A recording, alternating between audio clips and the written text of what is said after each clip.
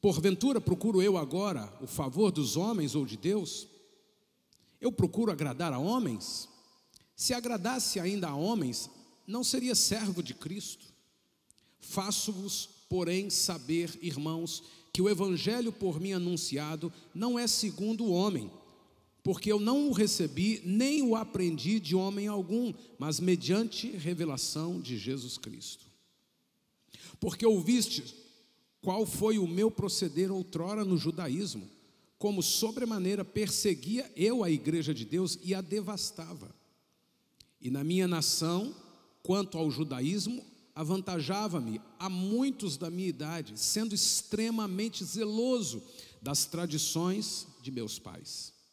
Quando, porém, ao que me separou antes de eu nascer e me chamou pela sua graça, aprouve revelar seu filho a mim, para que eu o pregasse entre os gentios, sem detença, não consultei carne e sangue, nem subi a Jerusalém para os que já eram apóstolos antes de mim, mas parti para as regiões da Arábia e voltei outra vez para Damasco. Decorridos 3 anos. Quanto tempo? Só depois de 3 anos que eu voltei a Jerusalém para avistar-me com Cefas e permaneci com ele 15 dias. E não vi os outros apóstolos, senão Tiago, o irmão do Senhor. Ora, acerca do que vos escrevo, eis que diante de Deus testifico que não minto. Depois fui para a região da Cilícia e da Síria, e não era conhecido de vista das igrejas da Judéia, que estavam em Cristo. Ouviam-me, porém, dizer: aquele que antes nos perseguia, agora prega a fé que outrora procurava destruir. E glorificavam a Deus a meu respeito. Capítulo 2, verso 1. 14 anos depois. Quanto tempo? Pouco tempo ou muito tempo? 14 anos depois, subi outra vez a Jerusalém. Quantas vezes ele foi em Jerusalém? Nesse trecho, nessa história, nesse pedaço da história, 2 vezes. A primeira vez demorou quanto tempo? 3 anos. Para alguns, para algumas coisas, para alguns aspectos, 3 anos é muito tempo. Para alguns, 3 meses é muito tempo. Para outras coisas, 3 dias é muito tempo. Não dá para esperar 3 dias. Para hoje, no tempo que vivemos, muitas vezes não dá para esperar 3 minutos.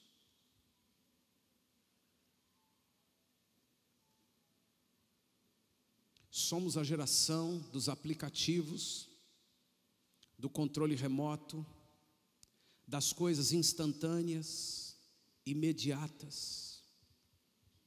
E se não acontecer agora, eu desisto, porque não deu certo.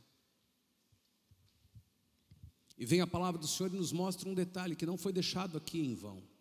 Não foi deixado aqui só para contar história, foi deixado aqui para revelar princípios. Tudo que está escrito na Bíblia, inclusive uma vírgula, um tio, não pode ser omitido porque faz parte de um projeto de Deus, revelar a pessoa de Jesus Cristo. E a pessoa de Jesus Cristo é o verbo vivo, o princípio, a origem de todas as coisas. Nele, tudo que foi feito se fez. Portanto, eu preciso entender que quando eu começo a buscar a palavra do Senhor, eu estou conhecendo o caráter, a pessoa de Jesus Cristo. E tudo que está escrito aqui revela o caráter, os atributos, a pessoa, o amor de Cristo. Revelam o Filho, revelam Jesus, revelam o Verbo, a palavra. Por isso é chamada de palavra. Nada do que foi escrito aqui foi escrito só para a gente se lembrar, ou para a gente ter uma noção, ou para contar história. Toda expressão, toda palavra tem profundidade infinita de revelações. Então não foi em vão que Deus deixou escrito. Paulo escreve desse jeito: só 3 anos depois eu subi a Jerusalém. Paulo, aí à frente, escreve de novo: 14 anos depois, subi outra vez a Jerusalém, com Barnabé, levando também a Tito. Versículo 2: subi em obediência.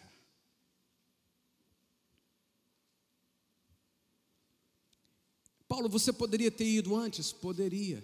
Por que você não foi antes? Porque só 14 anos, Deus me disse: suba a Jerusalém. Mas não foi esperar muito tempo não, Paulo? Foi.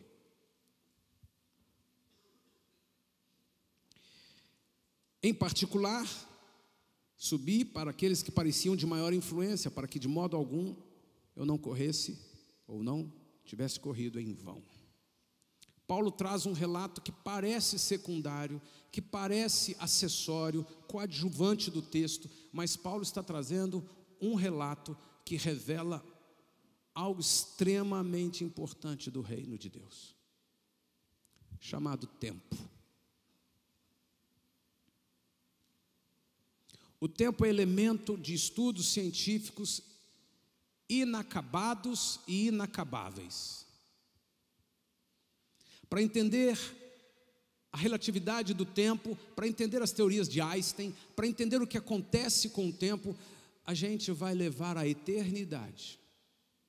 Porque não dá para entender sobre o tempo enquanto vivemos presos ao tempo.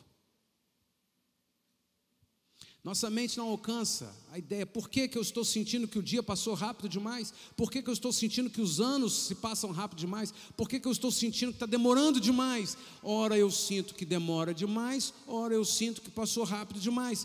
Tudo é relativo e tudo depende de como eu estou pensando, como eu estou sentindo, como eu vejo as coisas.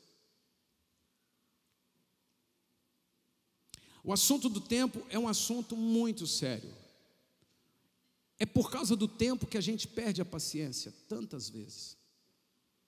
É por causa do tempo que a gente perde o projeto tantas vezes. Então nós diagnosticamos muitos projetos que colocamos à mão, que iniciamos, como não tendo dado certo, porque em determinado tempo não alcançamos determinados frutos ou resultados. E quanto mais ansiosos vamos vivendo, quanto mais imediatistas somos, quanto mais tudo à mão e imediato eu tenho, mais impaciente eu fico com aquilo que demora um pouquinho mais de tempo. E é importante eu e você avaliarmos quais são as coisas do meu dia a dia, seja no trabalho, seja em casa, seja nos relacionamentos, seja em projetos, seja na escola, seja em qualquer área. Quais são as coisas que eu estou sempre angustiado, ou impaciente, ou aflito, e perco a paciência, não quero esperar. A palavra do Senhor nos mostra como o salmista tinha experiências com Deus. E o salmista diz: esperei com paciência no Senhor. Esperar não é algo que nos interessa. Nós não gostamos de esperar.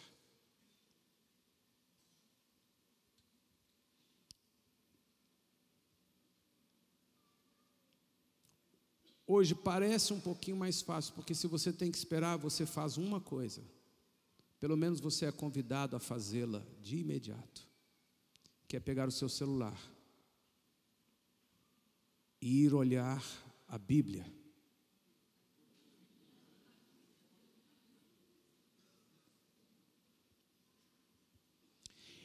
E a gente não percebe que olhando fotos e mais fotos, e mais fotos e mais fotos, o tempo passou.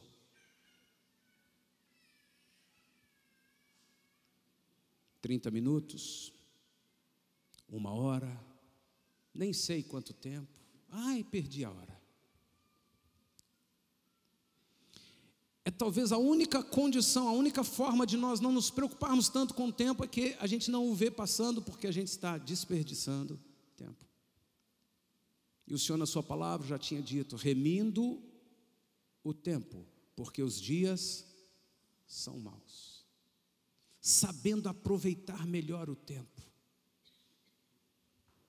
E vem o Senhor e nos traz um referencial. Paulo, apóstolo de Cristo, demorou 3 anos para voltar em Jerusalém.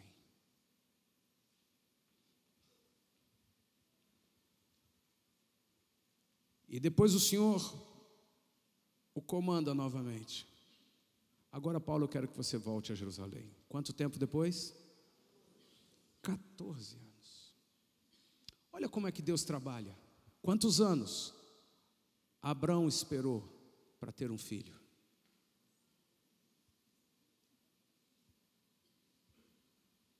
Aos 75, mais ou menos, ele recebeu uma promessa: eu vou te dar filho. 75 anos.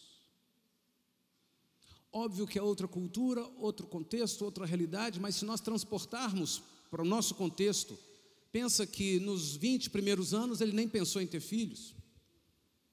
Lá pelos 25 ele deve ter casado e também nem pensou em filhos. Se for seguir o padrão de alguns, ele falou assim: eu quero ter uns 5, 6 anos, 7 anos, assim, sem filhos, para a gente aproveitar a vida.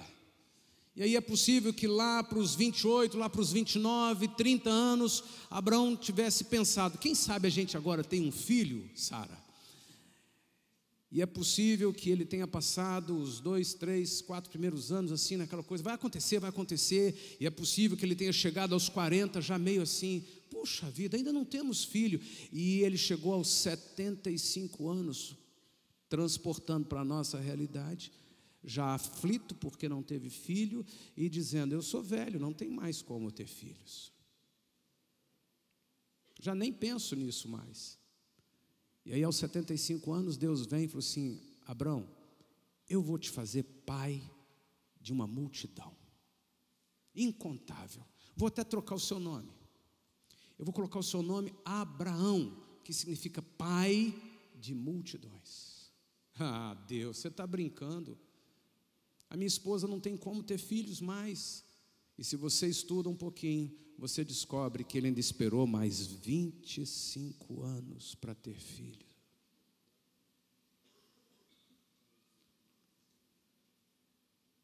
Eu e você, hoje, já desistiríamos desse projeto com muito menos tempo.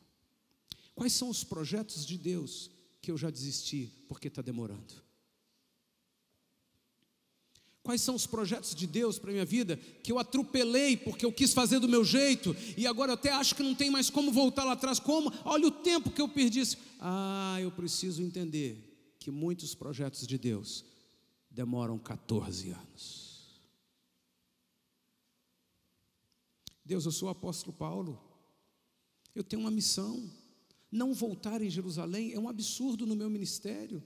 Lá está a igreja, lá estão os discípulos, lá estão os apóstolos, é a origem da igreja. Como é que eu posso ser o apóstolo da igreja se eu nunca fui em Jerusalém, ou se eu demoro tantos anos? Senhor, eu preciso voltar. Não quero você em Jerusalém ainda. Mas Deus, 14 anos depois, subi a Jerusalém.